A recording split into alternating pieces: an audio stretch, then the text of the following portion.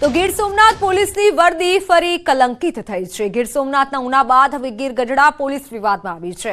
પહેલા પોલીસની શાન ગણાતી ખાખી બાવળની જાળીઓમાંથી મળી આવી હતી અને જે કેસમાં હજુ પણ આરોપી પોલીસ કર્મીઓ ફરાર છે, જ્યારે કે હવે ગીર ગઢડા તાલુકાના પોલીસ પર મહિલાએ શારીરિક શોષણનો આરોપ લગાવ્યો છે।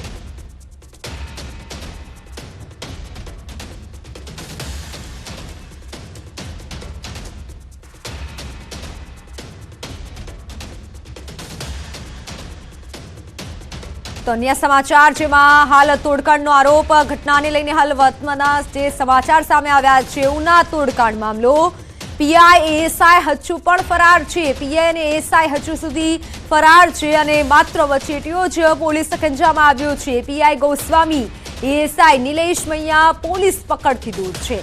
दीव चेकपोस्ट पर तोड़नो आरोपनो मामलो के जेमां हाल घटनाने 1.5 महीनाथी વધુ સમય વીત્યો છે, છતાં પણ આરોપી ફરાર છે। તોડકાંડ મામલે પીઆઈ એએસઆઈ હજુ ફરાર છે। માત્ર વચેટીઓ હાલ પોલીસ સંજામાં આવ્યો છે અને જેથી અનેક સવાલો પણ ઉઠી રહ્યા છે। પીઆઈ ગોસ્વામી એએસઆઈ નિલેશ મૈયા પોલીસ પકડથી દૂર છે। દીવ ચેકપોસ્ટ પર તોડ કરવાનો મામલો અને જેમાં દીવ ચેકપોસ્ટ પર જે મામલો સામે આવ્યો હતો, જેમાં આરોપી હજુ પણ પોલીસ પકડથી દૂર છે। માત્ર વચેટીઓ જ હાલ પોલીસ સંજામાં આવ્યું છે। તો દીવ ચેકપોસ્ટ પર હાલ તોડનો મામલો, જેમાં પોલીસ તપાસ યથાવત છે, પરંતુ માત્ર વચેટીઓ જ પોલીસ સંજામાં આવ્યો છે। ગીર સોમનાથમાં પોલીસ પર મહિલાનો શારીરિક શોષણનો આરોપ, પોલીસે ફરિયાદ નોંધી તમામની અટકાયત કરી લીધી છે। દારૂ વેચાણ કરતી મહિલાના પોલીસ કર્મી પર આરોપ, હપ્તા લઈ શારીરિક શોષણ કરાતું હોવાનો આરોપ લાગ્યો છે। મહિલાના ગઢડા પોલીસના 4 કર્મી પર આરોપ લાગ્યો છે। મહિલાએ વિડીયો ઓડિયો ક્લિપ સાથે પોલીસને લેખિત રજૂઆત કરી। પોલીસ કર્મીઓ શારીરિક શોષણ કરતા હોવાના વિડીયો સાથે રજૂઆત કરી। દારૂ વેચાણ કરતી મહિલાનો આક્ષેપ, પોલીસ કર્મચારીઓ હપ્તા લેવા આવે છે। પીડિત મહિલાની રજૂઆતના પગલે પોલીસ બેડામાં ખળભળાટ મચ્યો છે।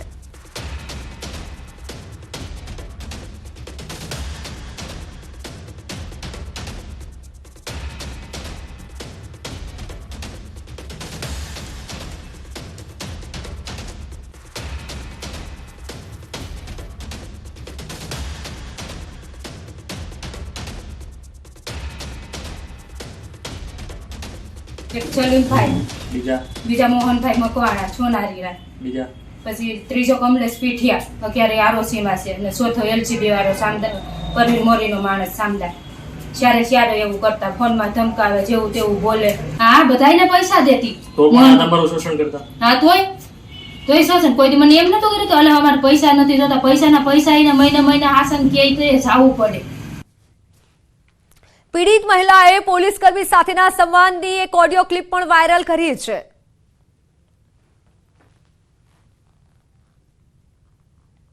અરે કમલેશભાઈને અહીંયા પૈસા જ નથી દેવાના, કમલેશભાઈ કામ પૈસા દેશ? તો ભાઈ પૈસાનું કેસ હતા, કેવી મને ધમકી આવી કે હવે તું બધું આમ કરી દે તેમ કરી નાખને। પકો છે ને, પકો હા, એ પૈસા ખાઈ જ જતો હોય છે, એને કઈ તું કેસ કરી નાખ, એમ કહી દે। હા, એટલે કે તું કેસ કરી નાખ, એને કઈ કેસ કરવા નહીં આવે। આક્ષેપ એવો છે એમનો કે આ જે પણ આરોપીઓ છે એમણે છેલ્લા 1.5 વર્ષમાં અલગ અલગ સમયે એમનું શારીરિક શોષણ કર્યું છે।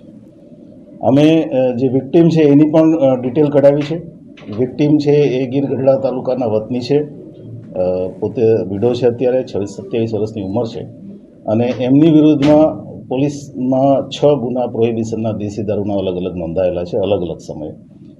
જે તે સમયે એમના અટકાયતી પગલાં પણ લીધા છે। વિક્ટીમે પહેલીવાર પોલીસનો સંપર્ક જે છે પરમ દિવસે સાંજે કર્યો અને ત્યાર પછી તરત જ એક્શન લઈ અને અમે 4 આરોપી વિરુદ્ધ એફઆઈઆર કરી છે અને 4 આરોપીઓને અમે અત્યારે રાઉન્ડ અપ કરી લીધા છે।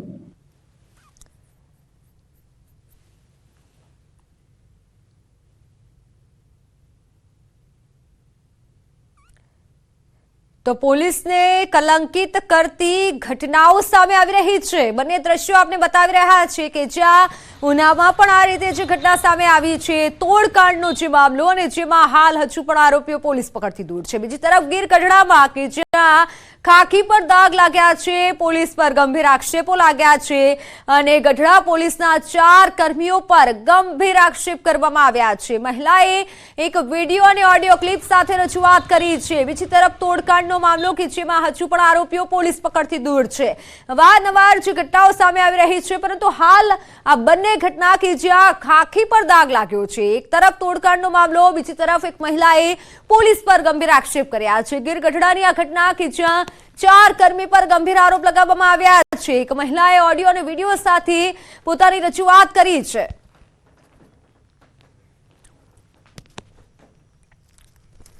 તો દ્વારકા જિલ્લાના ચારણ સમાજમાં રોષનો મામલો. જાહેર પ્રસંગમાં અપમાનજનક ટિપ્પણીનો આક્ષેપ. તળાજામાં ગીગા ભમ્મર નામના વ્યક્તિએ ટિપ્પણી કરી હોવાનો આક્ષેપ. ચારણ સમાજ વિશે ટિપ્પણી કરતા સમાજમાં રોષ ફેલાયો.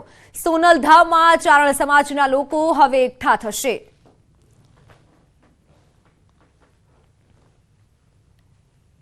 આપણા સોનલમાં માતાજી વિશે બોલાણું, એથી આગળ વધીને સમાજમાં એટલી બધી ભિન્ન કક્ષાની વાતો થઈ એમાં જાહેર ફંક્શનમાં અનેક આગેવાનોની હાજરીમાં.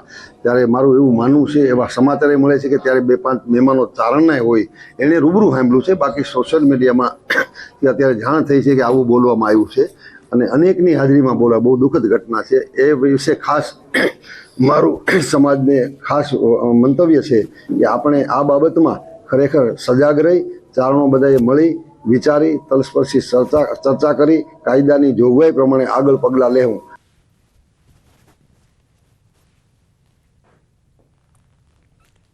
તો ભાવનગરમાં ચારણ સમાજ પર કરેલી ટિપ્પણીને લઈને રોષ ફેલાયો છે. તળાજા આહિર સમાજના આગેવાન ગીગા ભમ્મર સામે રોષ ફેલાયો. નિવેદનને લઈને ચારણ ગઢવી સમાજ ફરિયાદની તૈયારી દર્શાવી રહ્યું છે. તળાજામાં દિવાયત બોદળ સમૂહ લગ્ન સમિતિએ સમૂહ લગ્નનું એક આયોજન કર્યું હતું. 14 ફેબ્રુઆરીના કાર્યક્રમમાં સ્ટેજ પરથી વિવાદિત નિવેદન આપ્યું હતું. નિવેદનના પગલે ચારણ ગઢવી સમાજમાં ભારે રોષ ફેલાયો છે. સમગ્ર રાજ્યભરમાં ચારણ ગઢવી સમાજે આવેદનપત્ર આપ્યું છે. પોલીસ ફરિયાદ અને કોર્ટ ફરિયાદ કરવાની પણ તૈયારી દર્શાવી છે. ગઢવી સમાજના કલાકારો અને લોક સાહિત્યકારોમાં પણ અત્યારે ભારોભાર રોષ છે.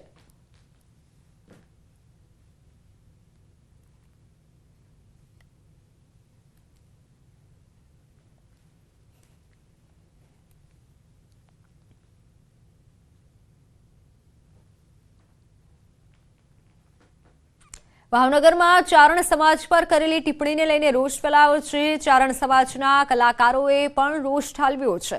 રાજભા ગઢવી અને સહિતના લોકોએ રોષ ઠાલવ્યો છે. માયાભાઈએ પણ ઘટના પ્રત્યે વ્યક્ત કર્યું છે દુઃખ. આ પ્રકારનો વાણીવિલાસ ન કરવો જોઈએ. ઇતિહાસને જાણ્યા વગર કરેલું નિવેદન આ છે તેવું માયાભાઈનું કહેવું છે.